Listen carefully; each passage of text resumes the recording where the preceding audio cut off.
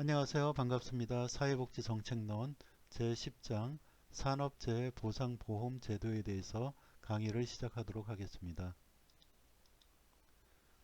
산업재해 보상보험 제도의 목차를 한번 보시겠습니다. 산업재해 보상보험의 개념을 첫 번째로, 두 번째 운영과 보험료, 세 번째 보험급여의 의의와 종류, 네 번째 관리 구제와 수행체계, 다섯 번째 외국의 산업재해 보상보험제도 순으로 강의를 시작하겠습니다. 첫 번째로 산업재해 보상보험의 개념에 대해서 알아보겠습니다. 산업재해 보상보험, 그 산재보험제도, 줄여서 산재보험제도는요, 산업재해 근로자를 보호하기 위해 1964년도부터 시행된 우리나라 최초의 사회보험 정책입니다. 산업재해로부터 근로자를 보호하기 위해서 산업재해 자체를 예방하는 것이 가장 바람직하지만, 이미 발생한 산업재해로 부상이나 또는 사망한 경우는 피해를 입은 근로자나 가족을 보호 또는 보상해주는 본 제도가 높은 수준으로 중요한 의미를 갖는다고 할 수 있겠는데요. 산재보험제도는 피해 근로자와 그 가족의 생활을 보장하기 위해 국가가 책임지는 의무보험으로서요, 국가가 사용자에게서 소정의 보험료를 징수하고 그 재원으로 사용자를 대신하여 피해 근로자에게 급여를 제공하는 사회보장적 제도입니다. 산재제도의 그 중요한 원칙을 보면은요, 첫째로 보험사업에 소요되는 재원인 보험료는 원칙적으로 사용자가 전액 부담하는 전액 부담의 원칙이 있고요. 둘째, 산재를 예방하고 보상해주기 위해 보험료 납부가 의무화되는 강제성의 원칙이 있습니다. 세 번째로 근로자의 업무상 재해에 대해 사용자에게 고의과실의 유무를 불문하고 무과실 책임의 원칙이 있습니다. 네 번째로 산재보험제도의 급여는 재해 발생에 따른 손해 전체를 보상하는 것이 아니라 평균 임금을 기초로 하여 정률 보상의 원칙을 합니다. 다섯 번째로 실제 근로하는 근로자와 비례해서 숨기지 않고 자진하여 보험료를 납부하는 자진 납부의 원칙이 있습니다. 여섯 번째로 재해보상과 관련된 이의 신청을 신속히 진행하기 위해서 심사 및 재심사 청구 제도를 운영하는 청구 제도의 원칙이 있습니다. 산재보험은 다시 정리해보면 산업재해보상보험의 약자입니다. 산업재해를 당한 근로자를 보호하기 위한 사회보험이고요. 그리고 산업재해라는 것은 사업장의 근로자가 업무상 발생하는 재해로 인해서 그 부상이나 질병, 신체장애, 사망을 당한 경우를 말합니다. 아울러 업무 수행 중에 사고뿐만 아니라 사업장의 설비 미비로 인한 사고나 업무 수행을 위한 출장 중에 당한 사고, 사업주가 제공한 차량으로 출퇴근하다 사고를 당한 경우, 작업 환경이나 근무 조건 등 그 유해 요인으로 인해 생기는 질병도 산업재해로 보고 있습니다. 이러한 산업재해에 대해 치료비와 보상금을 지급하고 직업재활이나 생활정착금 보조 등의 복지 증진을 위해 국가가 관장하는 사회보험을 산재보험이라고 하는 것입니다. 산업화 초기에는 산업재해에 대해서 근로자 또는 사업주가 스스로 책임을 지는 상황이었습니다. 이때 그 근로자는 일을 하지 못하게 되어 임금을 받을 수가 없었겠죠. 그 생활하는 데 어려움이 뒤따르게 되고, 회사는 또 산업재해 보상의 많은 비용 부담으로 경영상의 어려움이 발생하게 되었습니다. 이러한 어려움을 평소에 대비하기 위해서 공공기금을 마련해 두었다가 사고나 재해가 발생했을 때 이것을 재원으로 활용하게 되는데요. 여기에서 돈을 내는 것을 기여라하고 보상을 받는 것을 급여라고 할 수 있습니다. 보험료는 사용자가 전액 납부하고 산재가 발생했을 때 방해 정도에 따라 요양급여, 휴업급여, 장애급여, 유족급여, 상병보상연금, 간병급여, 장의비를 받을 수가 있겠습니다. 우리나라의 4대 보험이라 그러면 산재보험, 건강보험, 국민연금, 고용보험 중에서 가장 먼저 도입되었고요. 그 산재보험은 아까도 언급한 바와 같이 1963년에 산업재해보상보험법 제정에 이어서 1964년 7월 1일부터 실시하게 되었습니다. 그 후 여러 차례 법이 개정되면서 적용 대상 그리고 급여가 확대되었고요. 1995년부터는 노동부 장관의 위탁을 받아서 근로복지공단이 산재보험을 관장하고 있다고 보시면 되겠습니다. 산재보상보험의 산업재해보상보험이죠. 산재보험의 목적이라고 하면은 산업재해보상 사업을 행해서 근로자의 업무상의 재해를 신속 공정하게 보상하고요. 이에 필요한 보험시설의 설치 운영과 재해 예방 및 기타 근로자의 복지 증진을 위한 사업을 행함으로써 근로자 보호에 이바지함을 목적으로 하고 있습니다. 이를 세부적으로 보면 첫째로 신속 공정한 재해 보상을 실시하는 것이고요. 두 번째로 필요한 보험시설의 설치 운영과 재해 예방이나 각종 근로복지 사업을 추진함으로써 재해를 입은 근로자나 그 가족의 인간다운 생활을 보호하는 데 있습니다. 그리고 마지막으로는 불의의 재해로 사업주가 과중한 경제적 부담을 지게 되는 위험을 분산하거나 경감시켜서 안정된 기업 활동을 할 수 있도록 도와주는 데 그 목적이 있다고 하겠습니다. 관련 영상을 준비했는데 한번 보시면 좀 이해가 빠르실 수 있겠습니다. 자, 월요일 오후 찾아가는 법률 상담소 톡톡 생활법률 시간입니다. 한 조사에 따르면 봄에 가장 많은 산업재해가 발생한다고 합니다. 네, 특히 5월은 급격한 온도 변화로 업무 집중도가 떨어질 뿐 아니라 춘곤증도 있고 해서 일터에서 사고가 자주 일어난다고 하죠. 네, 오늘 만나볼 사례도 이런 문제 때문에 발생한 사건인데요. 산업재해 보상법과 관련해 자세히 알아보겠습니다. 함께 이야기해 주실 분은요, 홍수아 법제처 변호사님입니다. 안녕하세요. 안녕하세요. 자, 변호사님, 누구나 겪을 수 있는 산업재해, 많은 분들이 알고 계시면서도 막상 기준이 명확하지 않아서 이게 산업재해인가 아닌가를 잘 모르시는 것 같아요. 예를 들어서 회사에서 무거운 물건 들다가 허리 다친 경우, 네. 아니면 회사 체육대회에서 축구하다 다친 경우, 이런 그렇죠. 경우는 애매하거든요. 산업재해의 기준, 어떻게 알 수 있습니까?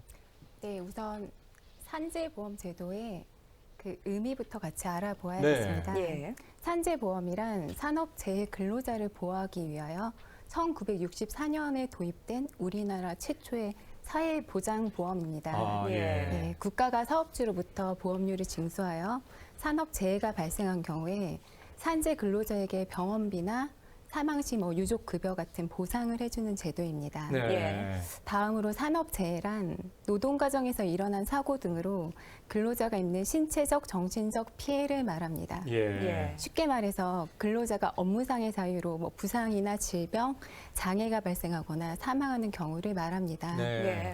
자, 산업재해를 입은 근로자 입장에서는 결국 산재 보상을 자기가 받을 수 있는지 그게 가장 중대한 관심사일 텐데요. 네. 그 산업재해가 업무상의 사유로 발생한 것이어야만 산재 보상을 받을 수 있습니다. 아, 그렇군요. 중요한 네. 기준은 업무상의 사유여야만 그러네요. 한다라는 네, 거네요. 네. 네, 자, 그럼 실제 사례를 통해서 좀 알아보도록 하겠습니다. 첫 번째 사례 화면을 먼저 보시죠.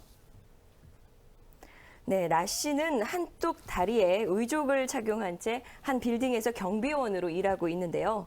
폭설이 내린 어느 날 빌딩 앞에 많은 눈을 치우다가 넘어져서 의족이 파손되는 재해를 입게 됩니다. 나 씨는 업무상 재해로 의족이 파손됐기 때문에 근로복지공단에 산재 처리해 줄 것을 요청했는데요. 과연 산업재해로 보상받을 수 있을까요? 아, 그렇군요. 지금 사례를 보니까 예. 이제 의족이 파손되는 재해를 입으셨어요. 예, 그렇습니다. 그런데 아까 보니까 이 산업재해 말씀하시기로 이 근로자가 입는 신체적, 정신적 피해를 말하잖아요. 업무상의 사유로. 여기서 이제 의족이 신체에 포함되느냐? 네. 이게 조금 좀 논점이 될 수 있을 것 같은데 어떻습니까? 네, 그렇습니다. 나 씨의 사례에서 핵심은 네. 그 의족의 파손도 과연 근로자의 부상으로 보아서 예. 산재보상의 종류 중에 그 하나인 요양급여를 받을 수 있는지 여부입니다. 네. 자, 우선 결론부터 말씀을 드리면 나 씨는 당연히 산재보상을 받을 수 있습니다. 아, 예. 그렇군요. 네. 자, 의족이 생물학적 신체가 아니라는 이유로 그 요양급여를 받을 수 없다면 그건 장애인과 그 비장애인을 달리 차별하는 것이겠죠. 네. 네. 최근 대법원은 업무상의 사유로 의족이 파손된 경우에는 요양급여 대상인 근로자의 부상에 포함된다고 네. 판결을 하였습니다. 예. 네, 판결 이유를 한번 살펴보면 예. 산업재해보상보험법과 장애인 차별금지 및 권리구제 등에 관한 법률의 입법 취지 등을 고려해서 업무상 부상을 당한 경우에 지급되는 요양급여에서 부상의 대상인 신체를 반드시 그 사람의 생리적인 신체에 한정하지 아니하고 예. 의족 등 반드시 생리적 신체 한정할 필요는 없고 의족의 파손을 업무상 재해로 보지 않으면 장애인인 근로자를 보호할 수 없기 때문에 예. 의족은 단순히 신체를 보조하는 기구가 아니라 신체의 일부인 다리를 기능적, 물질적, 실질적으로 대체하는 장치라고 한 것입니다. 예. 그러니까 그렇군요. 의족이 신체의 한 부분인 거죠. 네, 그렇죠. 그렇습니다. 네. 이렇게 신체에 직접적인 재해를 입을 경우는 뭐 산업재해 보상을 받을 수 있지만 네. 이제 정신적 스트레스 같은 경우 있잖아요. 정신적인 네, 측면에서 오는 그런 경우도 산업재해 보상을 좀 받을 수 있을까요? 요즘 감정 노동자들 그러니까요. 굉장히 많잖아요. 예, 맞습니다. 최근에 아시다시피 어느 대기업 임원이 네. 그 항공기 승무원을 폭행한 사건도 있었고, 빵콩 사건이요? 예. 그리고 전에 라면 사건도 있었죠. 그렇죠. 예. 그리고 백화점 판매 직원이 자살한 사건 네. 등 예. 이런 것들이 잇따라 일어나면서 감정 노동자의 인권이나 건강권에 대한 관심이 크게 늘고 있습니다. 예. 산업안전보건공단이 발간한 감정 노동자의 직무 스트레스 보고서를 보면 서비스직 종사자 3,065명 중에서 심리 상담이나 정신과 치료가 필요한 우울증 증세를 겪고 있는 경우가 26.6%에 달한다고 합니다. 네. 이러한 사회 상황에 따라서 정신질환을 산업재해로 인정하는 비율도 점차 늘고 있습니다. 예. 자, 지난 4월에는 KTX 승무원으로 근무하던 한 여성이 근무 당시 승객들로부터 지속적인 성희롱과 욕설, 폭행에 시달리다가 결국은 안타깝게 우울증을 앓게 되었는데요. 네. 이 여성이 근로복지공단으로부터 산업재해를 인정받은 사실이 있습니다. 이 사실은 감정 노동자의 우울증이 산재로 인정된 첫 사례라는 점에서 그 의미가 아주 크다고 할 수 있습니다. 그렇군요. 네. 좀 다행스러운 일인데 최근 네. 이제 업무 스트레스로 산재를 신청한 근로자들의 네. 수가 굉장히 많아지고 있다고 하는데 네. 특히 우리도 감정 노동자들의 어떤 업무 그런 부분에 대한 관심이 필요할 네. 것 같습니다. 그렇습니다. 자, 산업재해 보상에 대해 조금 더 알아보도록 하겠습니다. 자, 이어서 두 번째 사례입니다. 화면 보면 설명드리겠습니다. 택배 회사에 근무하고 있는 민중 씨, 얼마 전부터 이 회사의 권유와 함께 유류비 일부를 보조받을 수 있어 출근할 때 동료와 함께 카풀을 했습니다. 자, 그러던 어느 날 출근길에 동료 직원을 태우러 가던 중에 그만 사고를 당했는데요. 민중 씨는 회사에 산재 보상을 청구했지만 산재 보상 요건에 해당되지 않는다는 답변을 듣게 됐습니다. 그 이유 무엇일까요? 네. 카풀만 안 했더라도 이 네. 사고는 일어나지 않았을 것 같거든요. 그렇죠. 이 카풀도 사실 회사의 권유가 있었기 때문에 카풀을 했기 때문에 훨씬 더 억울할 것 같은데요. 그렇죠. 네. 왜 산재 보상이 인정되지 않았을까요? 네, 이 민중 씨의 경우는 사실 억울한 면도 없지 않아 있는데 네. 이 사례에서는 근로자의 출퇴근 중에 발생한 사고가 과연 업무상의 재해로 인정이 되는지가 문제가 되겠습니다. 예. 근로자의 출퇴근 중에 발생한 재해가 업무상 재해로 인정되기 위해서는 사업주가 제공한 교통수단이나 이에 준하는 교통수단을 근로자가 이용하는 등 근로자의 출퇴근 과정이 사업주의 지배 관리하에 있는 경우여야만 합니다. 예. 근데 민중 씨와 같은 경우는 판례가 출퇴근 과정이 사업주의 지배 관리하에 있다고 보기는 어렵다라는 네. 입장이기 때문에 산재 보상을 받지 못했습니다. 예. 예. 네. 사실 어려운 내용입니다. 예. 네. 그러니까 출퇴근 과정이 사업주의 지배하에, 그러니까 지배 관리하에 있어야 한다라는 내용이 요지인 것 같은데 네. 이게 뭘 말하는 건가요? 회사에서 제공하는 회사 버스를 이용해야 된다 이런 걸 얘기하는 건가요? 아, 그것도 하나의 예입니다. 그렇군요. 예. 네. 자세히 설명해 주시죠. 예, 우선 산업재해 인정 기준을 좀 더 구체적으로 살펴보도록 하겠습니다. 첫째로 그 근로자가 업무를 수행하던 중에 발생한 사고의 경우에 네. 산업재해가 인정이 됩니다. 예. 예. 뭐 예를 들어서 이 민중 씨가 만약에 상사의 업무상의 지시로 인해서 필요에 의해서 동료 직원의 집에 가다가 사고가 일어났었다면 네. 산재 보상을 받을 수가 있었을 것입니다. 예. 그다음 두 번째로는 회사에서 제공한 아까 말씀하신 통근버스나 회사에서 제공한 그런 차량을 이용해서 출퇴근을 하다가 발생한 사고는 아, 산업재해가 인정이 됩니다. 그렇군요. 하지만 민중 씨는 회사차가 아닌 자신의 자가용으로 운전해서 출퇴근을 하였기 때문에 이에 해당되지 않는 것입니다. 유류비를 지원받는 것만으로는 그것만으로는 안 부족하다고 된다는 보았습니다. 말씀이시죠. 뭐 예. 판례가 좀 야박하다는 그런 생각마저 드는데요. 네. 왜 이렇게 엄격한 요건으로 판단할 수밖에 없을까요? 아, 그것은 이제 법률을 한번 살펴봐야 합니다. 네. 산업재해보상보험법 제37조 1항에 따르면 업무상 재해 인정 기준을 사고를 당한 경우랑 질병을 발생한 경우로 나누어서 구체적으로 규정을 하고 있습니다. 예. 그중에서 이제 근로자의 출퇴근과 관련돼서 어떻게 규정하고 있는지 한번 살펴보면 사업주가 제공한 교통수단이나 이에 준하는 교통수단을 이용하는 등 사업주의 지배 관리하에서 출퇴근 중 발생한 사고여야 한다고 규정하고 있습니다. 예. 회사 통근버스나 회사에서 제공한 차량이 이에 해당이 되겠죠. 네. 따라서 그 외에 나머지 자기 자가용이나 대중교통을 이용하는 경우에는 업무상 재해로 보기가 어렵습니다. 아, 예. 그렇군요. 예. 이 부분에 있어서는 오늘 정확한 좀 예. 정리가 된 것 같습니다. 네, 그 법원이 네. 법률의 규정을 배제해서 해석을 할 수가 없기 그렇죠. 때문에 예. 그렇습니다. 네. 그러니까 본인이 그냥 출퇴근하다가 겪는 경우에는 산재로 인정받기 어렵다. 예, 예. 그렇습니다. 이런 부분인데 한 가지 궁금한 게요. 야근을 하는 경우 있지 않습니까? 네. 야근을 하다가 본인의 차로 퇴근을 하다가 사고를 당해서 좀 힘든 경우, 이 네. 경우에는 산업재해로 판명받을 수 있는 건지 어떤 건지 궁금한데요. 예, 그 말씀하신 것과 유사한 그런 판례 사안들이 있습니다. 예, 예. 그 중에 한 사례를 소개해 드리면 26세 여성이 과중한 업무로 인해서 매일 야근을 했어요. 네. 그러다 심야까지 야근을 하다가 회사는 창원에 있었고 집은 진해시에 있었습니다. 예. 또 거기를 이제 매일 밤 대중교통이 없으니까 승용차를 이용해서 퇴근을 했는데 그러다가 사고가 나서 사망한 사건이 있었습니다. 네. 이때 법원은 어떻게 판단했냐면 이 여성이 택시나 지하철 등 대중교통수단을 이용하기가 어려웠고 사업주의 객관적인 지배 관리하에 있었다라고 보아서 업무상 재해로 보아서 산업재해를 인정한 사례입니다. 아, 그렇군요. 네. 그렇지만 야근 후에 승용차로 퇴근을 했다고 해서 반드시 다 업무상 재해로 일률적으로 인정하는 것은 아닙니다. 예. 예. 그렇군요. 또 다른 예로요. 예. 지금 업무 끝난 후에 갖는 회식. 이 회식 같은 경우도 일의 연장선상이라고 볼 수가 있잖아요. 많은 분들이 솔깃하실 것 같습니다, 그러니까요. 지금. 예. 그 회식에 참석했다가 네. 사고를 당했단 말이죠. 그런 경우는 어떤가요? 좀 해당이 될까요? 그런 경우가 굉장히 많습니다. 많죠. 네. 예.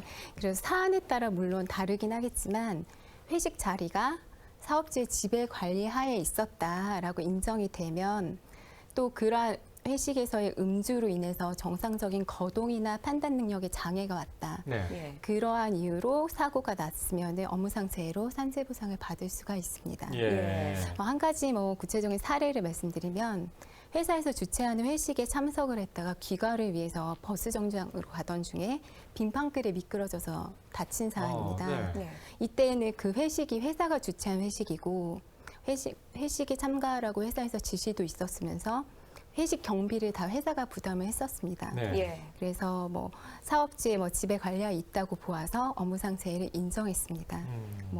또 다른 사례로는 예. 바이어 접대를 겸한 회식에서 이제 과음을 했고 귀가를 하다가 지하철 승강장에서 진입하는 지하철을 피하지 못하고 머리를 부딪힌 사건이 있었습니다. 예. 이 경우에도 법원은 업무상 재해를 인정하였습니다. 네. 예. 모든 회식이 다 인정되는 건 아니지 않습니까? 어떻습니까? 예, 그렇습니다. 예. 주의할 것은 모든 회식이 다 무조건 업무상 재해가 인정되는 것은 아닙니다. 예를 들어서 뭐 직장 동료들끼리 뭐 자발적으로 뭐 술자리를 마련을 하고 거기서 뭐 발생한 사고, 예. 아니면은 뭐 공식 회식이지만 근로자가 음주운전을 해서 집에 귀가하던 중, 네. 이런 예. 경우에는 산재가 인정이 되지 않습니다. 아, 예. 그렇군요. 그러니까 네. 오늘 말씀을 들어보면 몇 가지 키워드가 있는 것 같아요. 예. 근데 노동 과정, 그리고 업무상 사유, 예, 그리고 그렇습니다. 이 지배 관리, 이 예. 사업주의 지배 관리하에 있는지 없는지 이 그러니까요. 부분을 명확하게 할 부분이 회사가 주최했느냐 안 예. 했느냐. 예. 네. 그렇죠. 맞습니다. 예. 자, 그렇다면 마지막으로 이 산재보험 보상과 관련해서 어디에 문의를 하면 좀 더 도움을 받을 수 있을까요? 네, 우선 산재보험료를 사업자로부터 징수를 하고 네. 산업재해가 발생했을 때 그 근로자에게 보험급여를 지급할지를 결정하는 업무를 근로복지공단에서 하고 있습니다. 네. 그래서 뭐 근로자가 이제 업무 중에 산재를 입게 되면은 근로복지공단에 뭐 요양급여를 신청하거나 사망한 경우에는 유족이 유족급여를 청구할 수가 있는 것입니다. 예. 그래서 산재보상의 자세한 내용이나 절차 등에 관하여 궁금하신 점은 네. 근로복지공단에 문의하시기 바랍니다. 예. 네. 네, 산업재해보상보험제도의 그 관련 영상에 이어서 세 번째로 추진 경과를 한번 살펴보겠습니다. 산재보험제도의 그 추진 경과를 살펴보면은요, 1963년 11월에 산업재해보상보험법이 제정되었고 그 법적 근거가 마련되었습니다. 이후에 광업과 제조업에만 그 적용되는 상시 근로자 500인 이상 규모의 그 사업장에 최초로 산재보험 제도가 시행되었고, 모든 보험급여에 임금 변동 순응률제가 적용하였으며, 장애 등급 4에서 7급 해당자에 한해 연금 선택권을 부여하게 되었습니다. 그리고 재해 근로자의 자녀에 대한 장학사업 제도를 도입하였고요. 산재 업무를 근로복지공단에 위탁하였으며 심사 청구 제도를 신설하기에 이르렀습니다. 또한 현장 실습생 및 해외 파견자에 대한 산재보험법을 적용하는 등의 과정을 거쳐서 2000년 7월부터 제도 적용 대상이 상시 근로자 1인 이상 전체 사업장으로 확대되게 되었습니다. 산재보험 사각지대가 존재하기는 하지만 형식적으로나마 모든 근로자가 제도의 혜택을 받는 상황에 놓이게 된 것입니다. 추진 경과를 한번 연도별로 나눠보면요. 1963년 11월에 산업재해보상보험법이 제정됐고요. 1964년 7월에 상시근로자 500인 이상 규모의 사업장에 최초 시행되었습니다. 이때 그 광업과 제조업에만 적용되었고요. 1977년 12월에 모든 급여에 임금 변동 순응률제를 적용하였습니다.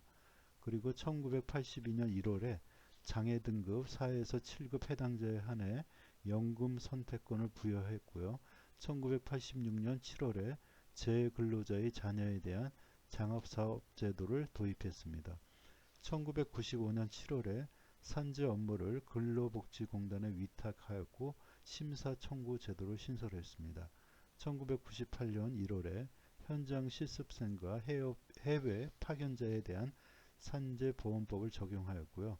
2000년에 들어서 그 7월에 상시 근로자 1인 이상 전체 사업장으로 확대 시행하게 되었습니다.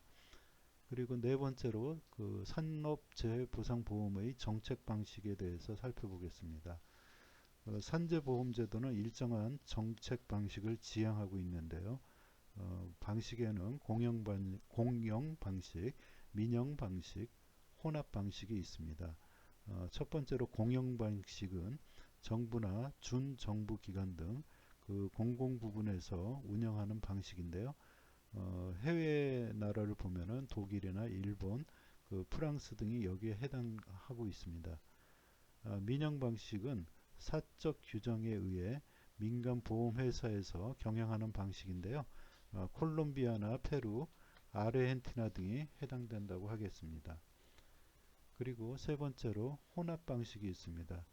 그 혼합 방식은 정부 지정 방식에 기초해서 민간 보험회사가 관리하는 방식인데요.